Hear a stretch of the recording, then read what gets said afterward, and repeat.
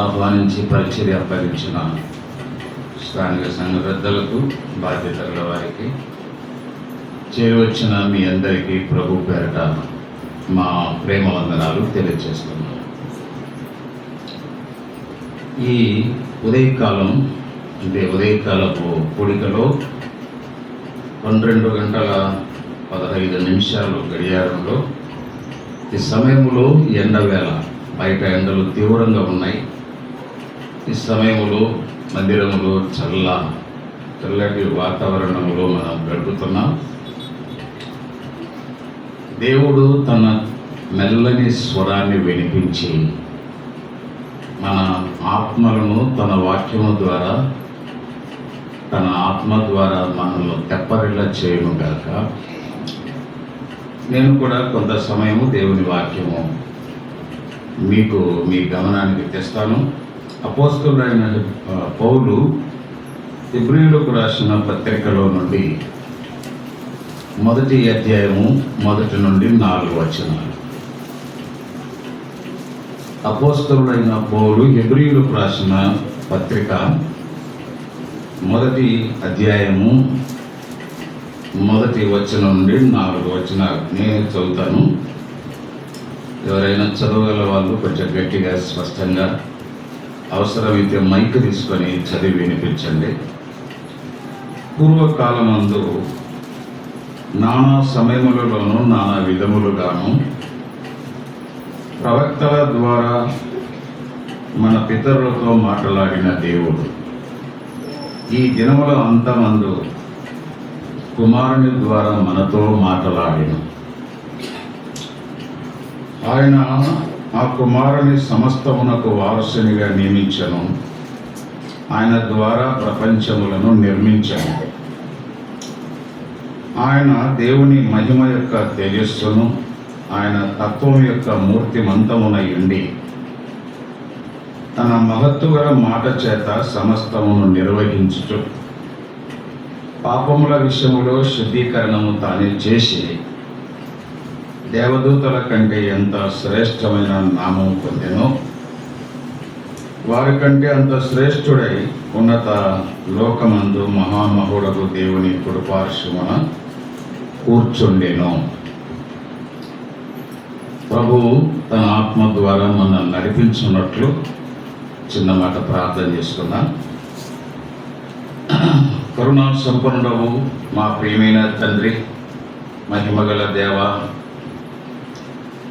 ఈ ఏప్రిల్ నెలలో 1వ తేదీన కొరుకూరు స్థానిక సంఘము ద్వారా ఏర్పరచబడిన ప్రత్యేకమైన కూడికలను బట్టి ఇక్కడ ఉన్న స్థానిక సంఘం బాధ్యత గల ప్రియులు, సంఘాన్ని బట్టి మీకు స్తోత్రములు. ఉదయకాలం మీ సన్నిధిలో గడపగా పాటలు, ప్రార్థనలు, స్తుతులు, వర్తమానాలు ఇలాంటి దైవ సంబంధమైన వాతావరణంలో మేము గడపడానికి మీ ప్రసన్నతను, మీ ప్రత్యక్షతను మేము అనుభవించడానికి మాకు దయచేసిన ఈ కృపను బట్టి మీకు స్తోత్రములు. మీ దాసుని ద్వారా మా గమనానికి తెచ్చిన ప్రతి వాక్య సత్యమును బట్టి మీకు స్తోత్రములు. మరికొద్ది సమయము మీ సన్నిధిలో మేము గడుపుచుండగా, మీ వాక్యము ధ్యానించుచుండగా మా ధ్యానం అంతట్లో కూడా మీ ఆత్మ ద్వారా నడిపించి మాతో మాట్లాడి మా ఆత్మలకు క్షేమము దయచమని, మీ దాసుని బలపరచమని మా ప్రభువైన క్రీస్తు యేసు నామమున స్తోత్రములు చెల్లించి మిక్కిలి వినయముతో వేడుకొనుచున్నాము తండ్రి. ఆమేన్. ప్రియమైన సహోదరి సహోదరులారా, పౌలు రాసిన 14 పత్రికల్లో హెబ్రీ పత్రిక ఒక పత్రిక. హెబ్రీ పత్రిక హెబ్రీయులకు రాయబడింది. అందుకే హెబ్రీయులకు రాసిన పత్రిక అని పిలువబడుచున్నది. వారికి సంఘం ఉన్నది. 10వ అధ్యాయం 24, 2వ అధ్యాయం 12 ఈ వచనాలు చదివితే మనకు సంఘము ఉన్నట్లు సమాజం అని చెప్పాడు. ఆ దినాల్లో పాత నిబంధన కాలములో యూదులు ఈ విధంగా కూడుకుంటే వారిని సమాజం, యూదుల సమాజం, వారు కూడుకునే స్థలానికి యూదుల సమాజం, మందిరం అని పిలిచేవారు. అలా పూర్వకాలములో ఉన్న సంగతులు క్రొత్త నిబంధనలు కొన్ని తెలియజేస్తున్నారు. హెబ్రీయులకు సంఘం ఉన్నది, సంఘములో కూడికలు ఉన్నాయి. 10వ అధ్యాయం 24వ వచనం. కూడికలలో వాక్యమును బోధించేవారు ఉన్నారు.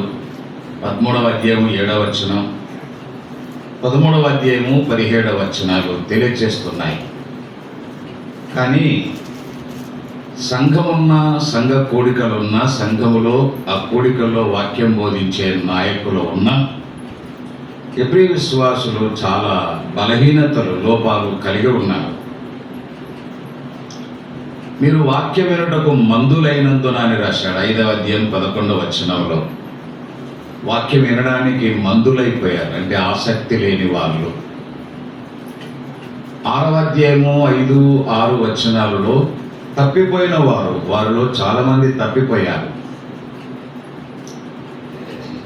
విశ్వాస విషయంలో తప్పిపోయిన వారు ఉన్నారు, వాక్యం వినడానికి మందులైన వారు ఉన్నారు, అందుకే వారు ఎదగలేకపోయారు. తర్వాత ఈ పత్రికలో మనం చదివితే వారిని గురించిన సంగతులు అనేకులు కూడికలు మానుకున్నారు. హెబ్రీ పత్రిక 11, 10, 24, 25 వచనాలలో కొందరు మానుకొనుచున్నట్టుగా అని రాశారు. మానుకున్నారు. ఏం మానుకున్నారు? సమాజముగా కూడుట అనేది మానుకున్నారు. కుటుంబాలలో, జీవన విధానములో ఏది మానుకున్నా కుటుంబాలు, జీవితాలు అస్తవ్యస్తంగా ఉంటాయి. మనకు తెలుసు. అట్లాగే విశ్వాస జీవితంలో సంఘ కూడికలు మానుకుంటే ఆ విశ్వాస జీవితము అస్తవ్యస్తంగా ఉంటాయి. ఎందుకు ఈ కూడికలు నియమించాడు? కూడికల్లో వాక్యం చెప్పేవారిని ఎందుకు నియమించాడు ప్రభు? నియామక కూటములకు రానివారు. ఎవరి విశ్వాసులలో అందరూ కాదు, కొందరే. ఇర్మియా కాలంలో ఎవ్వరూ రావడం లేదు. అసలు నియామక కూటములకు ఎవ్వరు రారు అని రాశారు. ప్రారంభ దినాల్లో సంఘం ఏర్పడిన ప్రారంభ దినాలలో తప్పక కూడుకొనొచ్చు అనే మాటలు ఉన్నాయి. లూకా అపోస్తుల కార్యములు 2వ అధ్యాయములో 45, 46 వచనాలు చదివితే యెరూషలేములో ఏర్పడిన సంఘం తప్పక కూడికలు ఉండేవి. తప్పక మానుకునేవారు, తప్పక కూడుకునేవారు. ఇలా హెబ్రీ విశ్వాసులలో ఎన్నో బలహీనతలు, తప్పిపోయిన వారు, వాక్యం వినుటకు మందులైన వాళ్ళు, కూడికలకు రానివారు, ఇలాంటి వారికి పౌలు ఈ పత్రిక రాశాడు. మనలో ఉన్నాం. మనలో కూడా చాలామంది విశ్వాసములు తప్పిపోయిన వారు ఉన్నారు. మనలో చాలామంది కూడికలకు రానివారు ఉన్నారు. మనలో చాలామంది వాక్యం వినుటకు ఆసక్తి లేని వాళ్ళు ఉన్నారు. దినాలు, నెలలు, సంవత్సరాలు గడిచే కొద్దీ ఈ బలహీనతలు, ఈ లోపాలు మనలో, సంఘాలలో ఎక్కువగా కనబడుతున్నాయి. ప్రారంభ దినాల్లో అలా ఉంటే ఇప్పుడు ఈ దినాల్లో ఇలా ఉన్నాయి. అందుకే వారికి పత్రిక వ్రాస్తూ దేవుని యొక్క మహాత్మ్యమును, ఆయన కుమారుడైన యేసుక్రీస్తు యొక్క దైవత్వాన్ని వారికి తెలుగుచూ ఈ పత్రిక వ్రాశాడు. నేను జ్ఞాపకం చేస్తున్నాను. 4వ వచనం, 3, 4 వచనాలు కలిసి ఉన్నాయి. ఆయన అంటే యేసుక్రీస్తు దేవుని మహిమ, తేజస్సును, ఆయన తత్వం యొక్క మూర్తి మొత్తమునై ఉండి తన మహత్తు గల మాట చేత సమస్తమును నిర్వహించుచు పాపముల విషయములో శుద్ధీకరణము తానే చేసి దేవదూతల కంటే ఎంత శ్రేష్టమైన నామము పొందెనో వారి కంటే అంత శ్రేష్ఠుడై ఉన్నత లోకమందు మహామహుడవు దేవుని కుడి పార్శ్వమున కూర్చుండెను. యేసుక్రీస్తు ప్రభు పాపముల విషయములో శుద్ధీకరణము చేసినవాడు. రెండవది, ఆయన దేవదూతల కంటే శ్రేష్టమైన నామము గలవాడు అని రాశాడు. అందుకే ఎంత శ్రేష్ఠుడో ఆయన దేవదూతల కంటే శ్రేష్టమైన నామం. యేసునామము అనేది దేవదూతల నామము కంటే శ్రేష్టమైన నామము అని పౌలు రాస్తున్నాడు. ఏ దేవదూత నామమున మనకు తెలిసి గబ్రియేలు, మిఖాయేలు దూతలు ఉన్నారు, అలా పేర్లు తెలుసు. మిఖాయేలు నామమున కానీ గబ్రియేలు దేవదూత నామమున కానీ రక్షణ లేదు, పాప క్షమాపణ లేదు, పరలోకం కూడా లేదు. అయితే యేసునామమున అపోస్తుల కార్యములు 4వ అధ్యాయము 12వ వచనములో చెప్పాడు, ఆకాశము క్రింద ఇయ్యబడిన ఏ నామమున మనము రక్షణ పొందలేము, కానీ ఈ నామముననే. ఏ నామం? ఈ నామం యేసునామముననే రక్షణ పొందగలం. మరి ఏ నామము లేదు. రక్షణ పొందడానికి, ఒక పాపి పాపము నుండి రక్షణ పొందడానికి, తీర్పు నుండి అగ్నిగుండము నుండి రక్షణ పొందడానికి యేసునామమే తప్ప మరొక నామము ప్రపంచములో లేదు. నామం అంటే 3 నామాలు ఇట్లున్నాయి, అడ్డనామాలు ఉన్నాయి ప్రపంచంలో. ఆ నామాలు కాదు. నామం అంటే 3 నామాలు, ఏకనామం, అడ్డనామాలు, ఇవి కాదు. నామం అంటే పేరు. యేసు అనే పేరు ప్రపంచంలో చాలా మందికి అభ్యంతరం, ఆటంకం. కానీ ప్రపంచానికి అవసరమైన నామము యేసునామమే. యేసు నామము తప్ప ప్రపంచంలో మరి ఏ నామమున రక్షణ లేదు. అది హెబ్రీ అపోస్తుల కార్యములు 4వ అధ్యాయం 12వ వచనంలో చెప్పాడు. అసలు పాప క్షమాపణ అపోస్తుల కార్యములు 10వ అధ్యాయము 43వ వచనం చూడండి. 10వ అధ్యాయము 43వ వచనం. ఆయన యందు విశ్వాసం ఉంచువాడెవడో వాడు ఆయన నామము మూలముగానే పాప క్షమాపణ పొందును అని పూర్వకాలంలో ప్రవక్తలందరూ కూడా ఈ మాట చెప్పారు. వాళ్ళు కూడా చెప్పారు, ఒక వ్యక్తికి పాపముల నుండి క్షమాపణ కలగాలి అంటే, పాపము నుండి రక్షణ కలగాలంటే ఏ నామము కావాలి? ఈ అడ్డనామాలు కాదు, నిలువు నామాలు కాదు. మరి ప్రపంచంలో ఇయ్యబడిన ఏ నామము కాదు. యేసునామముననే మనం రక్షణ పొందాలి. యేసునామముననే మనకు పాప క్షమాపణ. అమ్మా, అయ్యా, రక్షణ పొందారా? పాప క్షమాపణ పొందారా? ఈ యేసు అనే ఈ రక్షకుడు సిలువకు వెళ్ళి, సిలువలో ఆయన శరీరమందు శిక్ష, రోమపత్రిక 8:3-4 వచనాల్లో, 8:3-4 వచనాలు చెప్ప, ఆయన శరీరమందు శిక్ష విధింపబడెను. ఒకవేళ ఈ యేసు నామమున భూలోకానికి రాకపోతే, ఆయన శరీరమందు మన పాపములకు శిక్ష విధించకపోతే మనకు రక్షణ లేదు. మనం ఇక్కడ కూర్చుండే వాళ్ళకి కాదు. ఈ భక్తి లేదు, ఈ ప్రార్థనలు లేవు, ఈ బైబిల్ లేదు, ఈ బోధలు లేవు, ఈ సంఘము లేదు. యేసు నామమున ఆయన శిలువలో శిక్ష అనుభవించాడు. ఆయన శరీరం అంటే చేతుల్లో, పాదాల్లో, తలకు, ప్రక్కలో శరీరం అంతా శిక్ష విధించబడెను. ఎందుకో తెలుసా? నీకు నీకు నీకు నీకు నాకు మనకందరికీ పాపము నుండి రక్షించడానికి, రాబోయే తీర్పు నుండి, రాబోయే అగ్ని గుండము నుండి రక్షించడానికి ఆయన శరీరం ముందు శిక్ష అనుభవించాడు. అర్థమైందా లేదా? అర్థమైతే నమ్ముకోవడానికి ఆలస్యం ఎందుకు? అన్నం ఉంది, వండారు, ఆకలి ఉంది, తింటే తినకపోతే ఈ శిలువ సువార్త వ్యర్థము కాకుండానట్లు అని పౌలు కొరింథీ పత్రికలో చెప్పాడు. ఈ శిలువ వ్యర్థం కాకూడదు, ఈ శిలువ సువార్త వ్యర్థం కాకూడదంటే నమ్మాలి. అన్నము తింటే ఆకలి తీరినట్లు నమ్మితే పాప క్షమాపణ, రక్షణ కలుగుతుంది అని దేవుని వాక్యం చెబుతుంది. ఏ నామమున, ఆకాశములో కానీ భూమి మీద కానీ ఏ నామమున మనకు రక్షణ లేదు.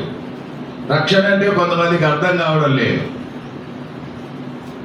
దొంగ రక్షణ అంటున్నారు. దొంగ రక్షణ దొంగ రక్షణ ఏంటి? బైబిల్లో ఇన్ని గ్రంథాలు ఉన్నాయి, ఎక్కడ లేదు దొంగ రక్షణ అనేది. దొంగ కరెంటు, దొంగ రైళ్లు అంటున్నారు. నిజంగా కరెంటు దొంగదే, రైళ్లు దొంగవా? రైలు ఎక్కడైనా దొంగ రైలు ఉంటుందా? దొంగ కరెంటు ఉందా? మనుషులు దొంగలై కరెంటుకు దొంగ కరెంట్ అని, రైళ్ళు దొంగ రైళ్ళు అని అంటున్నారు. అట్లనే మనుషుల జీవితాలు బాగలేక మనుషులు దొంగలై దొంగ రక్షణ అంటున్నారు. కాదు, ఇది గొప్ప రక్షణ. Hebrews 2:3 చెప్పాడు, ఇది నిత్య రక్షణ. 5వ అధ్యాయం 11వ వచనం చెప్పాడు, ఇది ఆత్మరక్షణ. 1 పేతురు 1వ అధ్యాయం 8-9 వచనంలో ప్రతి వ్యక్తికి ఆత్మరక్షణ కావాలి. చచ్చిపోతే ఈ మనిషి శరీరాన్ని భూమి గుంత తీసి పాతి పెడతారు, అంతవరకు ఆలోచన చేస్తారు. కానీ లోపల ఒకటి ఉన్నది, ఇది ఆత్మ. ఈ ఆత్మ, దీనికి పేరు ఏంటంటే జీవాత్మ అని ఉన్నది. ఆదికాండం 2వ అధ్యాయం 7వ వచనంలో దానికి జీవాత్మ అని పేరు పెట్టాడు దేవుడు. జీవాత్మ అంటే ఈ ఆత్మ చచ్చేది కాదు, ఇది చిరకాలము జీవించేది ఆత్మ. భూమి మీద ఉన్నప్పుడు శరీరంలో జీవిస్తుంది, భూమి మీద లేనప్పుడు నరకానికి వెళ్ళాలి, లేకపోతే ఆ పరలోకానికి వెళ్ళాలి. నమ్మని వాళ్ళ ఆత్మలన్నీ నరకానికి వెళుతున్నాయి, నమ్మిన వాళ్ళంతా కూడా పరలోకానికి వెళ్తున్నారు. చావు లేదు. దీనిని ఆత్మరక్షణ అంటారు. యేసు నామమున మనం రక్షణ పొందవలను, కానీ మరి ఏ నామమున మనకు రక్షణ లేదు. అంటే దేవదూతల కంటే ఎంత శ్రేష్టమైన నామం పొందెను. గబ్రియేలు, మిఖాయేలు పరలోకములో ఉన్న దేవదూతలు, వారికి లేదు, వారి ద్వారా రక్షణ లేదు, వారి ద్వారా మార్పు లేదు, వాళ్ళ ద్వారా మారుమనసు లేదు, వాళ్ళ ద్వారా పరలోకము లేదు. దేవదూతలు దేవుడు పంపగా వచ్చే దేవదూతలు, వారి ద్వారా రక్షణ లేదు. ఆయన నామము శ్రేష్టమైన నామం. కొన్ని వచనాలు ఈ పత్రికలో మనం ఆలోచన చేద్దాం. అయ్యా, 1వ అధ్యాయము 6వ వచనం చూడండి. 6వ వచనం, మరియు ఆయన భూలోకమునకు ఆది సంభూతుని మరలా రప్పించునప్పుడు దేవుని దూతలందరూ ఆయనకు నమస్కారం చేయాలని, దేవదూతలందరూ ఆయనకు నమస్కారం చేయాలని చెప్పుచున్నాడు. ఎవరు చెప్పారంటే 5వ వచనములో 1, 2, 3, 4వ లైన్లో ఉంది. నేను ఆయనకు తండ్రినై ఇందును, ఆయన నాకు కుమారుడై ఇందును, మరియు ఆ దూతలను ఎవరితోనైనా ఎప్పుడైనా చెప్పినా మరియు ఆయన భూలోకమునకు ఆది సంభూతిని, దేవదూతలను పంపినవాడు భూలోకమునకు ఆది సంభూతినిగా పంపినప్పుడు ఏం చేశాడు ఆయనకు? ఈ పరలోకమందున్న దేవదూతలందరూ కూడా, ఎన్ని కోట్ల మంది ఉన్న దేవదూతలందరూ కూడా ఆయనకు నమస్కారం చేయాలని ఆయన చెప్పాడు. ఇది బైబిల్లో. దేవదూతలందరూ యేసు ప్రభుకు నమస్కారం చేయాలి. మరి దేవదూతల కంటే శ్రేష్టమైన నామం కలవాడు కదా. భూమి మీద ఉన్న వాళ్ళు చూడండి, కొందరు కొలసై పత్రికలో 2వ అధ్యాయములో కొందరు భూమి మీద ఉన్న వాళ్ళు ఏం చేస్తున్నారు చూడండి. కొలసైలకు రాసిన పత్రిక 2వ అధ్యాయము 18వ వచనం చూడండి. 2:18 లేదా 17 కూడా చూడండి. ఇవి రాబో నాడు ఛాయ గాని క్రీస్తులో ఉన్నది అతి వినయాసక్తుడై దేవదూత ఆరాధన ఎందు ఇచ్చ కలిగిన వాళ్ళు ఉన్నారు. దేవదూతలందరూ ఈయనకే, భూలోకానికి పంపిన యేసు ప్రభుకే నమస్కారం చేయాలని తండ్రి చెప్పగా, అందరూ పరలోకములో ఉన్నవాళ్ళు, భూమి మీద ఉన్న వాళ్ళందరూ యేసు ప్రభుకే నమస్కారం చేయాలా? కానీ కొందరు ఏం చేస్తున్నారు? దేవదూత ఆరాధన ఎందు ఇచ్చగలవారు. అంటే ఇచ్చ అంటే కోరిక గలవాళ్ళు. దేవదూతలను ఆరాధించే వాళ్ళు కూడా భూమి మీద ఉన్నారా? పౌలు కాలంలో అలా ఉండేవాళ్ళు. అందుకే ఇది రాశాడు.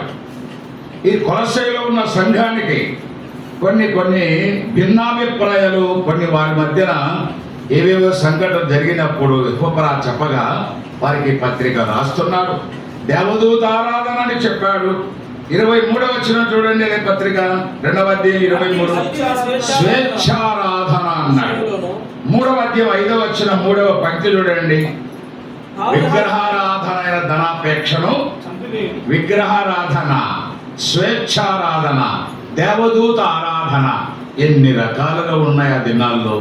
ఈ దినాల్లో కూడా విగ్రహాలను పూజించే వాళ్ళు ఉన్నారు. స్వేచ్ఛారాధన, ప్రతి మనిషికి రాజ్యాంగం చెప్తుంది, ప్రతి మనిషికి స్వేచ్ఛ ఉన్నది. ఎవరినైనా పూజించుకోవచ్చని వారు చెప్తున్నారు, వీళ్ళు చేస్తున్నారు. రాజ్యాంగంలో ప్రతి వ్యక్తికి స్వేచ్ఛ ఉన్నది. ఎవరినైనా కొలవచ్చు, ఎవరినైనా నమ్మవచ్చు, ఎవరైనా పూజించవచ్చు, ఆరాధించవచ్చు అని రాజ్యాంగం చెప్తుంది. మనుషుడు కూడా ఏది పడితే అది స్వేచ్ఛగా. కుక్క కూడా దేవుడేనా? కుక్క దేవుడే. కరిసి చంపే పాము కూడా దేవుడేనా? దూడ దేవుడా? దూడ ఎద్దు రూపములు చేసుకున్నారని రాసినాడు కీర్తన గ్రంథంలో. గడ్డి మేయు ఎద్దు రూపములు చేసుకొని నమస్కారం చేశారు వాళ్ళు. ఎద్దు ఏం తింటుంది? గడ్డి తింటుంది. మనలాగా అన్నం వండుకొని రుచులుగా అన్నం చేసుకుని తినేది కాదు. ఎద్దు గడ్డి తినేది, దాని ఆహారం. మనిషి ఏం తింటాడు? ఆనాడు వారికి ఇచ్చిన ఆహారం మన్నా, ఈనాడు ఇంకా ఎన్ని విధాలుగైన ఆహారం. అన్నము తినే మనిషి గడ్డి తినే దూడను దేవుడు అంటున్నా. అంటే ప్రపంచంలో స్వేచ్ఛ అయిపోయింది, స్వేచ్ఛారాధన. అందులో ఒకటి దేవదూత ఆరాధన అన్నాడు. వాళ్ళ ఇష్టం కదా, రాజ్యాంగం సెలవిచ్చింది కనుక స్వేచ్ఛారాధన అని చెప్పాడు. దేవదూతలందరూ ఆయనకు నమస్కారం చేయాలని ప్రభువే చెబితే కొంతమంది ఈ ప్రభువును విడిచిపెట్టి దేవదూతలను పూజించే వాళ్ళు ఉన్నారు ఆ దినాల్లోనే. మరి ఇప్పుడు ఎక్కడైనా ఉన్నారేమో మనకు తెలియదు. దేవదూతారాధన. ఎబ్రీయులకు రాసిన పత్రికలో 2వ అధ్యాయంలో 7వ వచనం కూడా చూడండి. 2వ అధ్యాయం 7వ వచనం అయ్యా. 2వ అధ్యాయము 7వ వచనం. నీవు దేవదూతల కంటే వారిని, అంటే ఇక్కడ యేసు ప్రభువును కొంచెము తక్కువ వాణిగా చేస్తేవన్నాడు. దేవదూతల కంటే తక్కువవాడా?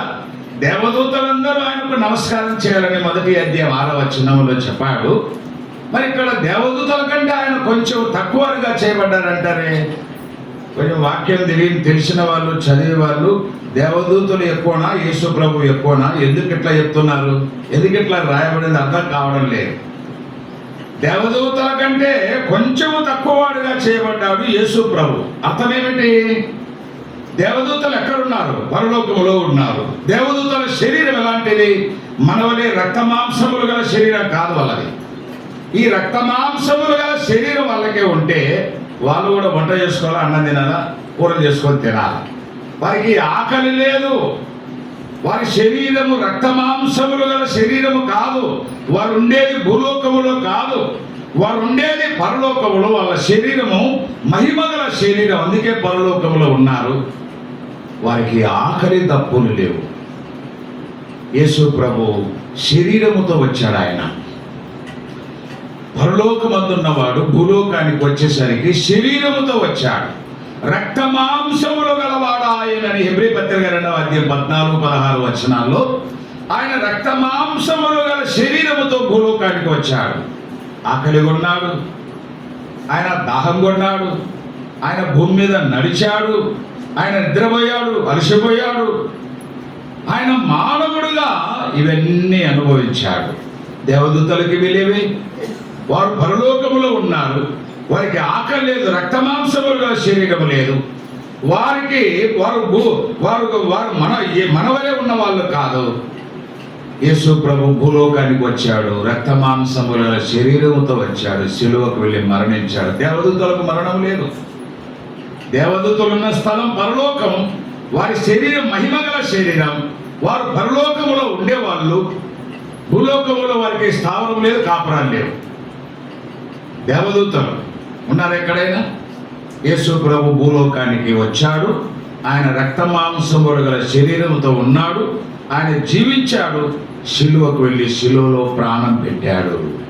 ఆయన మరణించి సమాధి చేయబడితే దేవదూతల కంటే కొంచెము తక్కువవాడుగా చేయబడ్డాడు. కానీ దేవదూతల కంటే తక్కువవాడని కాదు యేసు ప్రభు. ఇది దాని భావం.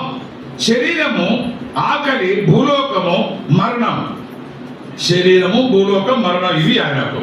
దేవదూతలకు శరీరము లేదు, భూలోకము కాదు, మరణం లేదు. వారు పరలోకములో ఉన్నారు, మహిమగల శరీరంతో ఉన్నారు, వారికి మరణం లేదు. దేవదూతల కంటే యేసు ప్రభు కొంచెం తక్కువ వాడుగా చేయబడ్డాడు అని హెబ్రీ పత్రికలో హెబ్రీ విశ్వాసులకు రాశాడు. మనం మరొక వచనాన్ని కూడా మత్తయి సువార్త 4వ అధ్యాయంలో 11వ వచనం చూడండి. యేసు ప్రభు శరీరధారిగా జీవించిన దినాల్లో 40 రాత్రింబగళ్ళు ఉపవాసం ఉన్నాడు. బాగా ఆకలిగా ఉన్నాడు. ఆకలిగా ఉన్నప్పుడు అపవాది శోధించడానికి తీసుకొని వెళ్ళాడు. సమస్యలు ఉన్నప్పుడే శోధనలు, ఆకలిగా ఉన్నప్పుడే శోధనలు. శోధన మనకి ఎప్పుడవుతుంది? ఎదురవుతుంది అన్ని బాగున్నప్పుడు. కడుపు నిండా ఉన్నప్పుడు శోధన రాదు.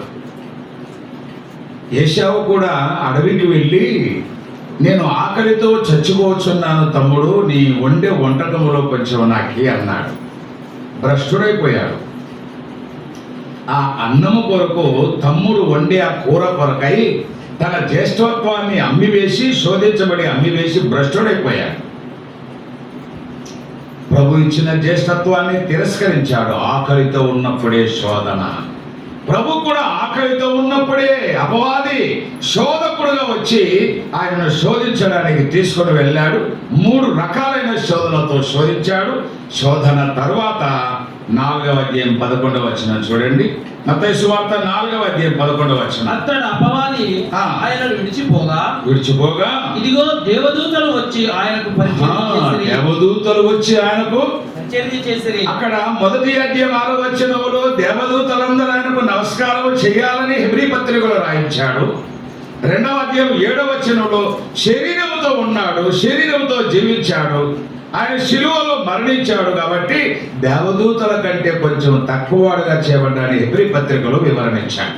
ఇక్కడ ఆకలిగా ఉన్నప్పుడు, అపవాది చేత శోధింపబడిన తర్వాత, అలసటగా ఉన్నప్పుడు, ఆకలితో ఉన్నప్పుడు దేవదూతలు వచ్చి ఆయనకు ఏం చేశారయ్యా? పరిచర్య చేశారా? దేవదూతలు వచ్చి ఆయనకు పరిచర్య చేశారు అని ఈ వచనంలో చెబుతున్నాడు. ప్రభు శరీరధారిగా ఉన్నప్పుడు దేవదూతలకు ఆయనకున్న సంబంధాన్ని ఈ హెబ్రీ విశ్వాసులకు పౌలు తెలియపరిచాడు.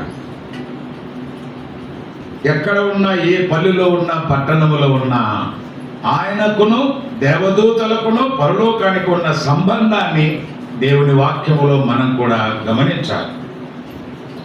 హెబ్రీయులకు రాసిన పత్రికలోనే మనం మరొక వచనాన్ని 1వ అధ్యాయం చూడండి. 1వ అధ్యాయము 8వ వచనం చూడండి. చదవండి. చేసుకుని వాడును తన దూతలను గురించి చెప్పుచున్నాడు. తన కుమారుని గూర్చి అయితే దేవా అని నీ సింహాసనం నిరంతరం నిలుచును అని రాశాడు.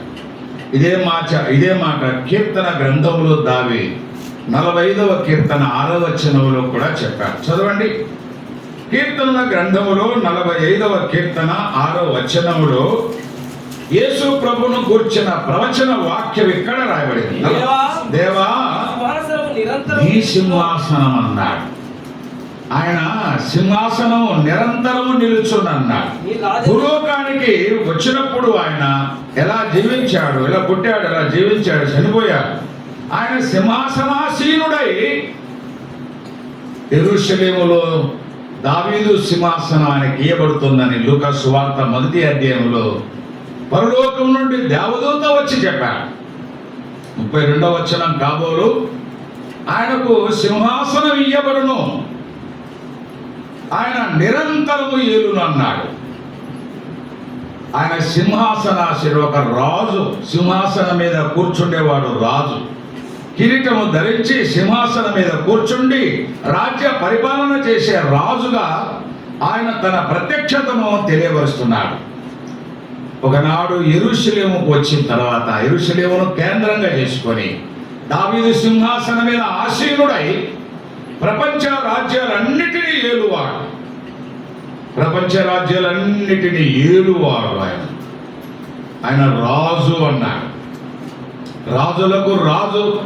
భూమి మీద ఉన్న రాజులందరికీ ఒక దేశాన్ని ఏలిన రాజులు ఉన్నారు, కానీ ఆయన ప్రపంచ రాజ్యాలన్నిటిని ఏలువాడు. దేవా అనే మాట ఎవరన్నారో తెలుసా? తండ్రి తన కుమారుని గురించి దేవా అన్నారు. ఇది ఎట్లా? మార్కు సువార్తలో 15వ అధ్యాయం 34వ వచనం చూడండి.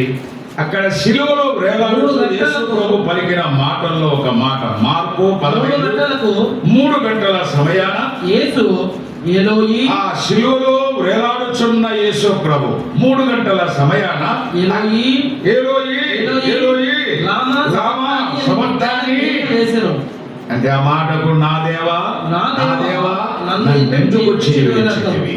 ఇది యేసు ప్రభు శిలువలో వేలాడుచున్న యేసు ప్రభు పరలోకమందున్న తండ్రిని గురించి సంబోధించిన సంబోధన. ఆయనను తండ్రి అంటే, ఈయన యేసు ప్రభు తండ్రిని గురించి దేవా అంటే, ఇది క్రైస్తవులలోనే ఒక గుంపు వారికి అర్థం కాలే. క్రైస్తవులలోనే ఆ గుంపు వాళ్ళు ఎవరంటే యెహోవా సాక్షులు అంటారు. ఈ ఊర్లో ఉన్నారు లేదో నాకు తెలియదు, కానీ ఉంటే ఉండనివ్వండి. ఈయన శిలువలో వేలాడుచు నిస్సహాయుడై దేవా నా దేవా నన్నెందుకు చేవిడిచి అన్నాడు కదా. ఈయన దేవుడు ఎట్ట అవుతాడంటారు వాళ్ళు. ఈయన దేవుడు ఎట్ట అవుతాడు? నా దేవా అంటే నిస్సహాయ స్థితిలో ఉండి సహాయం కొరకు నా దేవా అన్నాడు. ఈయన దేవుడు ఎట్ట అవుతాడని వాళ్ళు. క్రైస్తవులలోనే ఒక గుంపు వాళ్ళు కనుమానం వచ్చింది, ఈయన దేవుడు కాదు అని. ఈయన దేవుడు కాదని వాళ్ళంటే ఇక క్రైస్తవేతరులు ఈయన దేవుడు కాదని క్రైస్తవులలోనే ఒక గుంపు వాళ్ళంటే క్రైస్తవేతరులు ఏమంటారు? ఏమంటున్నారు? దేవుడు కాదు అని ఒకరంటే, క్రైస్తవుల దేవుడు అని ఒకరంటే, విదేశీయుల దేవుడు అని ఒకరంటే, ఎన్ని రకాలుగా ఉన్నారో చూడండి. మనకు ఆయన మానవుడిగా పుట్టి జీవించి శిలువలు వేలాడుచున్నప్పుడు పలికిన 7 మాటల్లో ఒక మాట, నా దేవా నన్నెందుకు చెయ్యి విడిచితివి? ఆ మాట పట్టుకొని క్రైస్తవులలో ఒక గుంపు వారు ఈలాగు పలికారు. దానికి సపోర్టుగా ఎబ్రీ పత్రిక 1వ అధ్యాయం 8వ వచనంలో పరలోకపు తండ్రి తన కుమారుని భూలోకానికి పంపి దేవాని సింహాసనము నిరంతరము 45వ కీర్తన 6వ వచనం, ఎబ్రీ పత్రిక 1వ అధ్యాయం 8వ. ఈ 2 వచనాలు అది ప్రవచనం, ఇది నెరవేర్పు. దేవా తండ్రిని గురించి కుమారుడు దేవా అన్నాడు, కుమారుడి గురించి తండ్రి దేవా. ఏంటిది? ఎవరు దేవుడని? ఎవరు దేవుడు? మీరు యోహాను సువార్తలో 14వ అధ్యాయంలో ఫిలిప్పు తండ్రిని గురించి ప్రభు మాట్లాడుతున్నప్పుడు తండ్రి అంటున్నా, మాకు తండ్రిని కనబరచు అన్నాడు. ఏం ఫిలిప్పు, ఇంతకాలం మీతో ఉంటే నాకు తండ్రిని కనబరచమంటున్నా, నీకు అర్థం కాలేదా? యోహాను సువార్త చూడండి 14వ అధ్యాయంలో ఆ రక్షకుడు ఫిలిప్పుకు చెప్పిన మాట చూడండి. 14వ అధ్యాయం అయినా 14వ అధ్యాయము 9వ వచనం చూడండి, లేదా 10వ వచనం చూడండి. తండ్రి యందు నేనును నా యందు తండ్రియు ఉన్నామని నీవు నమ్ముటలేదా? మీతో చెప్పుచున్న మాటలు నా యంతట నేనే చెప్పుటలేదు. తండ్రి నా యందు నివసించుచు తన క్రియలు చేయుచున్నాడు అన్ని రాశాడు. 8వ అధ్యాయం 21వ వచనంలో 22, 23 వచనాల్లో నేను ఆయనను ఆయనే నేను నేనే ఆయన. ఈ హెబ్రీ విశ్వాసులకు ఎందుకు ఈ సత్యాన్ని బోధిస్తున్నాడు? పలుకూరులో ఉన్న నంద్యాలలో ఎందుకు ఈ సత్యాన్ని నేనే ఆయనను ఆయనే నేను తండ్రి ఏకమై ఉన్నాము. ఈ సత్యం భూమి మీద ఉన్నంత కాలం ఇట్లా పెట్టాడు. బయలుపరచబడినవి మనవి, బయలుపరచబడినవి అవి ఆయనవి. పరలోకం వెళ్ళిన తర్వాత మనకు అన్ని కూడా బయలుపరచబడతాయి. తండ్రిని గురించి దేవాని సింహాసనం నిరంతరం నిలుచని చెప్పాడు. కుమారుడు శిలువలో వేలాడుచు తండ్రిని గురించి నా దేవా అన్నాడు. ఆయన పునరుత్థానుడైన తర్వాత ఒక ఆదివారం సాయంకాలం ఒక ఇంటిలో కూడుకున్నారు. ఆయన శిష్యులందరూ అప్పుడు తోమా లేడు. తోమా వచ్చిన తర్వాత తోమా నేను ప్రభువును చూశాము వచ్చాడు, నేను నమ్మను. ఆయన మరలా ఉన్నప్పుడు తోమా ఉన్నప్పుడు ఆయన ప్రత్యక్షమయ్యాడు. ఆశ ఉండాలి కానీ ఆయన మరలా వచ్చినప్పుడు తోమా కలుసుకున్నప్పుడు ఆయన మరలా వచ్చాడు. యేసు ఎవరో అని చూడబోయారు. ఒక ఆయన ఎవరైనా పొట్టివాడు జక్కయ్య ఎరుకలో యేసు ఎవరో చూడాలి, ఆశ ఉండాలి. తోమా ఆశ, అలాగే జక్కయ్య ఆశ. ఈ మధ్యాహ్నం మీ ఆశ మన ఆశ. యేసు ఎవరు, యేసు ఎవరో అని చూడగోరి పేరు చెట్టగా ఆ చోటికే వచ్చాడు. జక్కయ్య ఆశ తీర్చాడు, అలాగే తోమా ఆశను కూడా ప్రభువు తీర్చాడు. 20 అధ్యాయం చూడండి. యోహాను సువార్తలో 20 అధ్యాయములో పేపర్ తిప్పండి. 20 అధ్యాయం 27వ వచనం చూడండి. 27, 28 వచనం. నీవు వేలు ఇటు చాచి నా చేతులు చూడుము, నీ చెయ్యి చాచి వినండి, నా చేతులు చూడండి. రక్షకుడు అవిశ్వాసముతో ఉన్న తోమాతో చెప్తున్నాడు. నమ్మని విశ్వాసులతో ప్రభు చెప్పే మాట, నా చేతులు చూడండి. ఏం చూడాలి ఆయన చేతులు? చేతులలో ఉన్న గాయాలు చూడండి. నా పాదాలు చూడండి, నా చేతులు చూడండి. ఈ గుడికి వచ్చిన వారందరూ శిలువలు వేలాడి గాయములు పొందిన యేసు రక్షకుడి వైపు చూడండి, ఇంకెవ్వరి వైపు చూడండి. నా చేతులు చూడు. ఇంకేమన్నారు చూడండి. అవిశ్వాసి కాక విశ్వాసివై ఉండవలెను. అందుకు తోమా ఆయనతో, నా ప్రభువా నా దేవా నేను. యేసు నీవు నన్ను చూచి నమ్మితివి, చూడక నమ్మిన వారు ధన్యులని. కూడా ఎవరైనా అన్నారా? ఆయన దాదాపు 33.5 సంవత్సరాలు జీవించాడని చాలా మంది బోధిస్తున్నారు.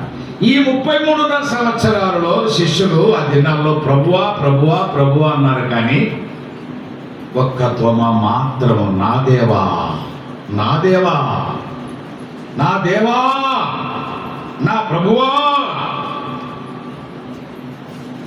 ఎంత జీవితం మారిపోయి యేసు ప్రభువును అంతవరకు ప్రభువుగానే పెట్టారు.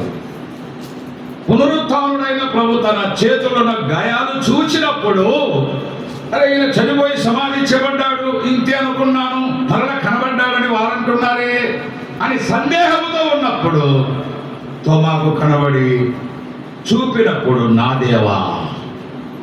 ఒక మాట చెప్పండి, మందిరానికి వచ్చిన వారిలో ఇంతవరకు మాట చెప్పలేదు, ఇప్పుడైనా చెప్పండి నా దేవా. జీవితం మారిపోయింది. ప్రభువా నా దేవా అని చెప్పాడు. ఆయన ఆరోహణమైన తర్వాత ఆయన మరలా ఈ శిష్యులందరూ తలా ఒక దేశాన్ని పట్టుకొని వెళ్ళారు. ఈ తోమా మద్రాసు వచ్చాడని సువార్త ప్రకటించాడు. అక్కడ ఆ సువార్త కొరకై, ప్రభు కొరకై హతసాక్షి అయిపోయాడు. ఒకసారి మద్రాసులో ఆ పడవలో దిగేసరికి తోమాను గురించిన సంగతి, పడవలో దిగేసరికి భారతదేశంలో ఉన్న సాయంకాలం సంధ్యావేళ జంజ వేసుకొని సముద్రపు నీళ్లు తీసుకొని పైకి సూర్య నమస్కారం చేస్తున్నారు. ఈ దృశ్యాన్ని తోమా చూశాడు. బైబిల్లో ఎప్పుడు చూడలే, యేసువుల బోధనలో ఎప్పుడు కనబడలేదు. ఆశ్చర్యంగా కనబడుతుంది. ఎక్కడ పోతున్నాయి? వాళ్ళు పైకి విసిరే నీళ్లు మరణ నీళ్లు సముద్రంలో పడుతున్నాయి.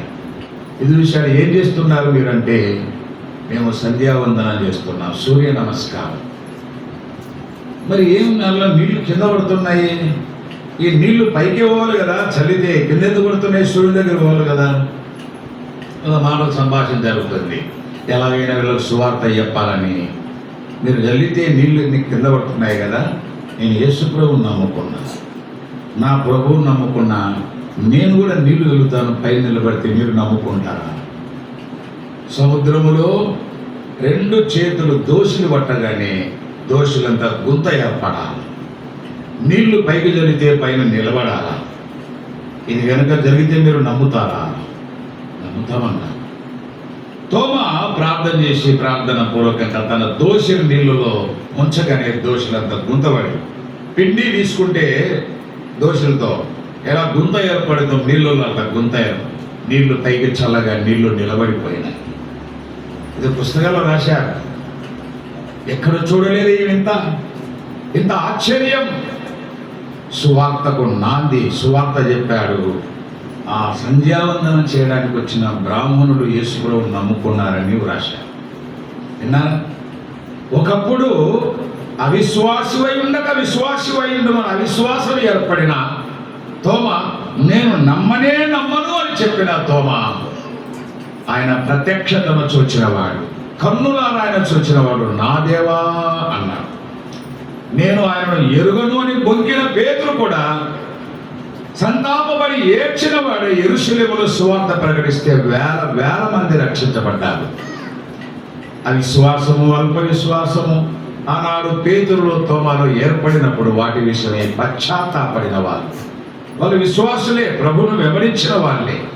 విశ్వాసులమైన మనలో లోపాలు, బలహీనతలు, అల్ప విశ్వాసము పేతురు వలె, అవిశ్వాసము తోమా వలె ఏర్పడినప్పుడు సంతాపపడితే, పశ్చాత్తాపడితే ఈ బలహీనతల విషయమై ప్రభు దగ్గర ఒప్పుకుంటే తోమా వలె, పేతురు వలె భూమి మీద ఒక సాక్షిగా పెట్టి బలపరుస్తాడు, వాడుకుంటాడు. దేవుని వాక్యం, ఆయన దేవుడుగా పిలబడ్డాడు. భూమి మీద ఉన్న మనుషులతో, పరలోకమందున్న తండ్రితో ఆయన దేవుడు అని పిలబడ్డాడు. దేవదూతల కంటే కొంచెం తక్కువవాడుగా చూశారు, కానీ ఆయన దేవుడు అని చెబుతున్నాయి. ఆయన మనుషుడుగా పుట్టాడు, మనుషుడుగానే జీవించాడు, ఆయన మనుషుడుగానే భూమి మీద నడిచాడు, మనుషుడుగానే శిలువలో మరణించాడు. ఇవన్నీ కూడా సంపూర్ణమైన మానవత్వంతో చేశాడు. కానీ అదే సమయంలో లేఖనాలు ఏం చెబుతున్నాయంటే, భూమి మీద నడిచిన వాడు మానవుడుగా, సముద్రం మీద నడిచిన వాడు దైవముగా, ఆకలి ఉన్నవాడు మానవుడుగా, ఆకలి తీర్చినవాడు 5,000 మందికి 5 రొట్టెలు 2 చేపల చేత ఆకలి తీర్చాడు. ఇది దేవునికే సాధ్యం. దేవుడు అని నిరూపణ, ఆయన చేసిన క్రియలు దేవుడని నిరూపణ చేస్తున్నాయి. ఆయన కనబడడానికి శరీరముగా మానవుడిగా కనబడుతున్నాడు, కానీ ఆయన చేసిన క్రియలున్నాయి, ఆయన దేవుడు అని నిరూపించబడుతున్నాయి. దేవా, పరలోకములో ఉన్న తండ్రి దేవా అని, భూమి మీద ఉన్న ఒక శిష్యుడు దేవా అన్నారు.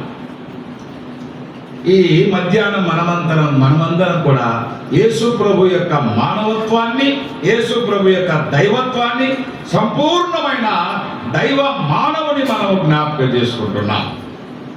అది లేఖనాల్లో మనకు జ్ఞాపకం చేశాడు. మరొక మాట చూడండి, మనము సెలవు తీసుకున్నాం.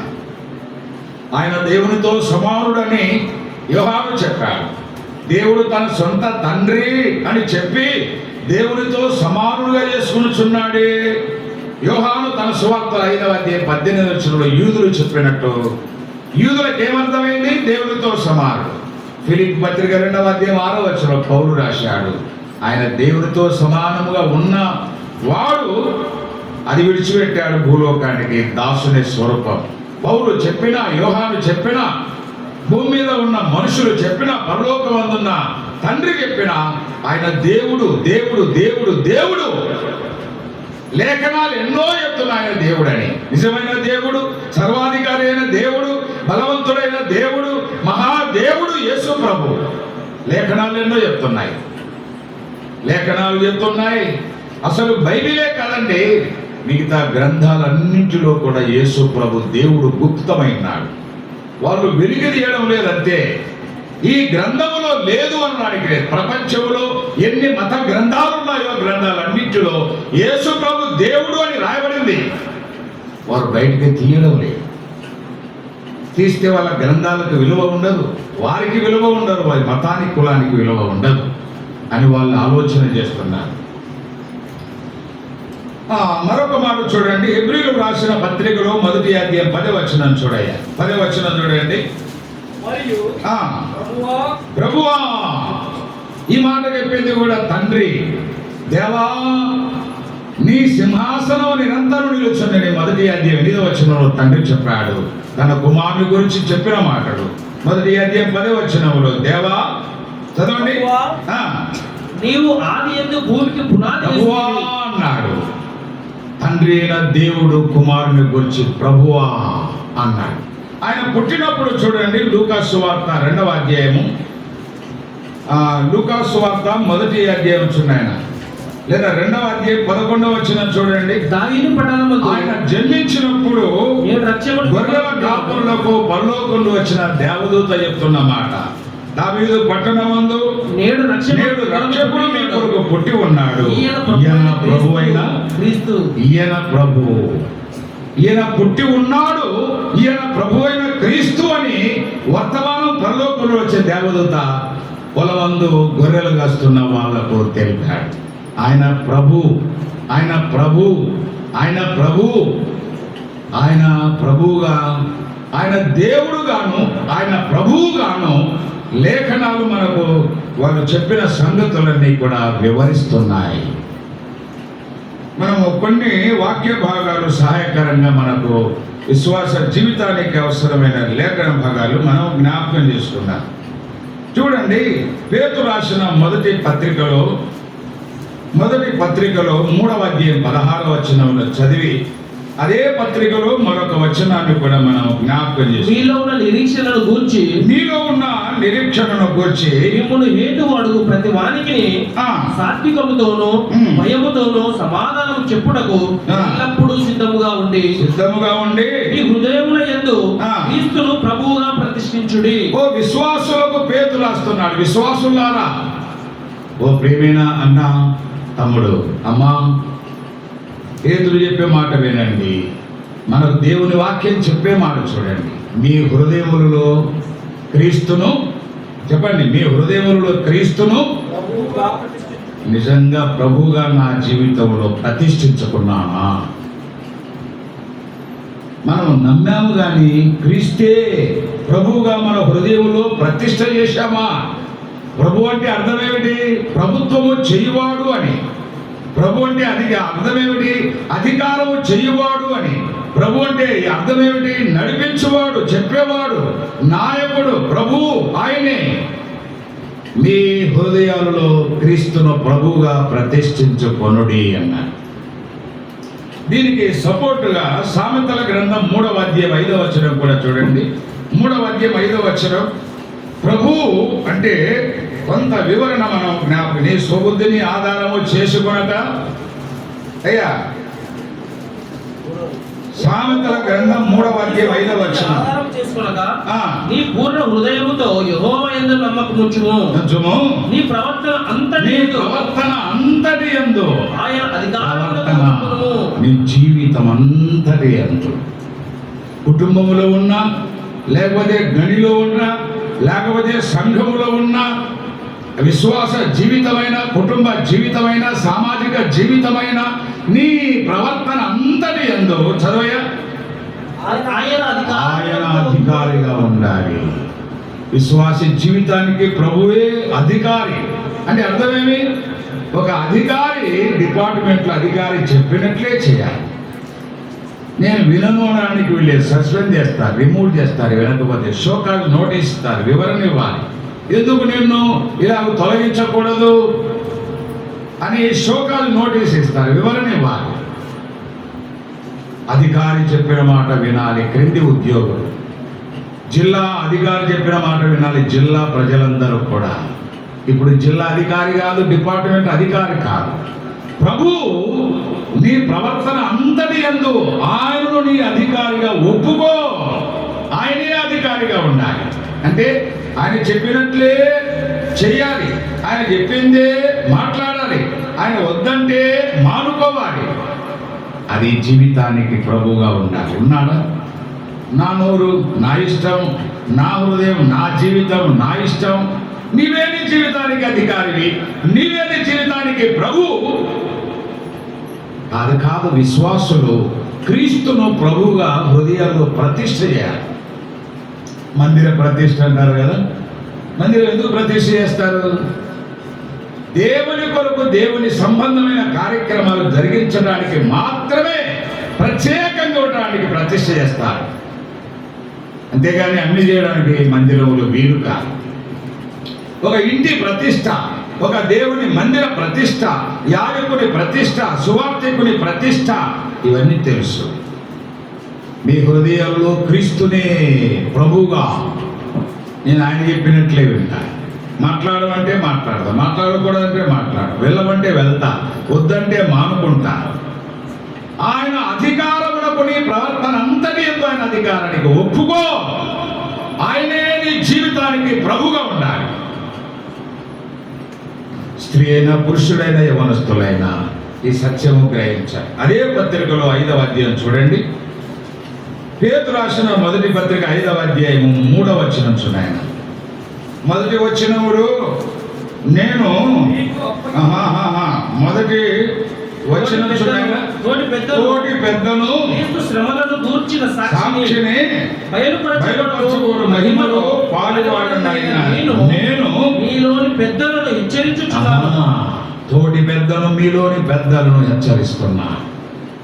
ఎప్పుడైనా ప్రభుదాస్ ప్రసంగం చేసేటప్పుడు ఈ మాట ఏమని ఉంటే, తోటి పెద్ద తోట పెద్ద కాదని. ఏం పెద్ద? తోట పెద్ద కాదు, తోటి పెద్దను. కో ఎల్లరంట, ఫెలో ఎల్లరంట. తోటి పెద్ద అంటే నేను పెద్దనే, మీరు పెద్దలే. తోటి పెద్దలను హెచ్చరించేవాడు పేతురు. ఏమని హెచ్చరిస్తున్నాడు?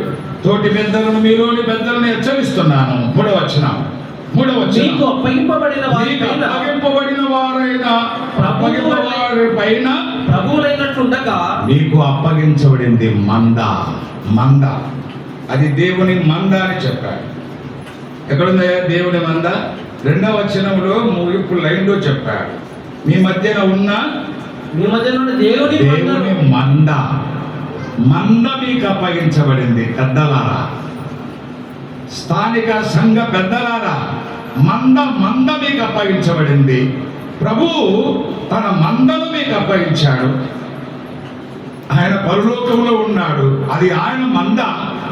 ఆ మంద మీకు అప్పగించబడింది. పెద్దలైన వారికి అప్పగించబడిన మంద మీద, అప్పగించబడిన వారి మీద చదవండి, ప్రభువులు కాదు. సంఘానికి పెద్దలు ప్రభువులు కాదు. నేను చెప్పినట్టే వినాలి. నేను చెప్పింది వినకపోతే నేను రాను. నేను చెప్పిందే నెరవేరాలి. చెప్పింది వినాలి, చెప్పింది నెరవేరాలి. వినకపోతే నేను రాను. నేను రాజీనామా చేస్తా, నేను రాను. విశ్వాస జీవితములో ప్రభువే, క్రీస్తునే ప్రభుగా ప్రతిష్ఠించుకోవాలి. సంఘానికి ప్రభువే. ఆయన ప్రభువుగా ఉన్నాడు, ఆయన శిరస్సుగా ఉన్నాడు, ఆయన శరీరంగా ఉన్నాడు. ఆయనే ప్రభు. మన సంఘాలలో ప్రభు ఉన్నాడా? మన జీవితాలలో ప్రభు ఉన్నాడా? మన ఉండే కాపురం ఉండే ఇళ్లలో మన ప్రభు ఉన్నాడా? యెరూషలేములో దేవుని మందిరం ఉంది. యెరూషలేములో దేవుని మందిరానికి వెళ్ళిన తర్వాత అక్కడేం జరుగుతున్నాయి? పావురాలు అమ్మేవాళ్ళు కొందరైతే, గువ్వలు అమ్మేవాళ్ళు కొందరైతే, రూకలు మార్చేవాళ్ళు అంటే డబ్బు ఎక్స్చేంజ్ చేసేవాళ్ళు అంతా బల్లలు పెట్టుకొని వ్యాపారం చేస్తున్నారు. అది దేవుని మందిరమే, ప్రార్థనా మందిరమే. ప్రార్థనా మందిరంలో ప్రార్థన సంబంధమైన కార్యక్రమాలు జరగాలి, కానీ వ్యాపారాలు జరుగుతున్నాయి. నా తండ్రి ఇల్లును మీరు వ్యాపార పుట్టిళ్ళు దొంగల గుహగా చేశారే అన్నాడు. మందిరములో ఆయనకు స్థలము లేదు. అన్ని చల్లా చెదురు చేసి వారి పట్టణాన్ని, మందిరాన్ని విడిచి సమీపంలో ఉన్న బేతనియ గ్రామానికి వెళ్ళి అక్కడ బస చేశాడు. మత్తయి సువార్త 21వ అధ్యాయంలో 17-18 వచనాల్లో కూడా ఈ మాటలు రాయబడ్డాయి. మందిరములో ఆయనకు స్థానము లేదు. వినండి, మందిరములో ఆయన ప్రభువుగా లేడు. మందిరములో విశ్వాసుల ఇళ్లలో ప్రభువు లేడు. విశ్వాస హృదయంలో ప్రభువు లేడు. ఇంకెవరున్నారు? వాళ్ళ జీవితానికి వాళ్ళే ప్రభువులు, వాళ్ళు ఉండే సంఘాలకు వాళ్ళే ప్రభువులు, వారి ఇళ్లలో వాళ్ళే ప్రభువులు. ప్రభువు లేడు. ఆనాడు ప్రార్థన మందిరంలో ప్రభువు లేడు. బేతనియకు వెళ్ళాడు, అక్కడ వారి యొద్ద బస చేశాడు. చివరిగా నేను జ్ఞాపకం చేసేది ఏంటంటే, మీకు అప్పగించబడిన మందకు మీరు ప్రభువులు కాదు. ఏ ఊర్లో ఉన్నా, అది చిన్నదైనా పెద్దదైనా, సంఘానికి మీరు ప్రభువులు కాదు. నేనే ప్రభువును, నేను చెప్పినట్టు వినాలి అనుకుంటే ఒక మాట చూడండి. ప్రకటన గ్రంథంలో 3వ అధ్యాయం 20 వచనంలో లవదికయ సంఘాన్ని 3:14 లవదికయలో ఉన్న సంఘపు దూతకి ఎలాగో రాయమన్నాడు. లవదికయలో ఉన్న సంఘపు దూతకు ఇలా రాయి. లవదికయలో ఒక సంఘం ఉన్నది, అక్కడ ఒక దూత వంటి వాడు ఉన్నాడు, బాధ్యత గలవాడు, రాయమన్నాడు. 3:20 చూడండి ఆయన. 3:20 ఇదిగో నేను తలుపు వద్ద నిలుచుండి తట్టుచున్నాను, ఎవడైనను నా స్వరము విని తలుపు తీసిన ఎడల నేను. లవదికయ సంఘములో ప్రభు ఉన్నాడా లేక బయట ఉన్నాడా? నేను తలుపు నొద్ద నిలుచుండి తట్టుచున్నాను. ఇది తీసుకొని ఒక ఆయన పాట రాసినాడు, హృదయం అనేది తలుపు నొద్ద తట్టుచున్నాను, సువార్త చెప్తున్నాను. వినండి, వాళ్ళక సంఘానికి చెప్తున్నాడు. లవదికయ సంఘములో ప్రభు ఉన్నాడా? ప్రజా పరిపాలన అంటారు ఈ సంఘం. అంటే అక్కడ ఉన్న ప్రజలే వాళ్ళే పరిపాలన చేయాలి. ప్రభు చెప్పినట్టు కాదు, వాక్యం చెప్పినట్టు కాదు. వాక్యం యొక్క ప్రాధాన్యత లేదు, ప్రభు యొక్క శిరసత్వం లేదు, నాయకత్వం లేదు, ప్రభు లేడు. ఎక్కడున్నాడు? ప్రభు బయట నిలబడ్డాడు, సంఘము బయట నిలబడ్డాడు. తలుపు తీయండి అని తడుతున్నాడు. 100 కాదు 1000 సంవత్సరాల నుండి తలుపు తీయండి తలుపు తడుతున్నాడు. మన సంఘాలలో ప్రభు ఉన్నాడా?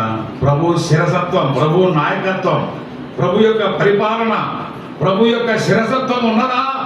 ఆయనకు ఆధిక్యత ఉన్నదా? ఆయన చెప్పినట్టు వింటున్నావా? నేను చెప్పినట్టు వినాలా?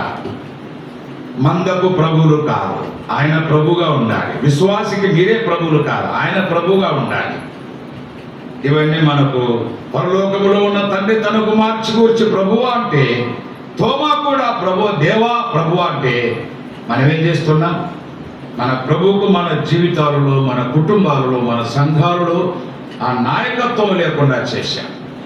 ఒక వివాహం వచ్చింది, నేను చెప్పినట్లే వినాలి. మరణాలు జరుగుతున్నాయి, నేను చెప్పినట్లే వినాలి. ఏమండి, ఉన్నాయా లేవా?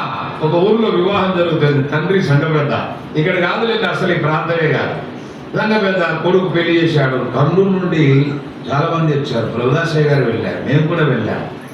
వాడు అంటున్నాడు, ఆ పిల్లగాడు పెళ్లి చేసుకునే అబ్బాయి పెళ్లిలో కిలాడినట్టుంటే కానీ పెళ్లి చేసుకుంటాడు, అది చేసుకోవడం. ఏ నట్టు కావాలా? వాని నట్లు తీశారు పోగా దేవుడే.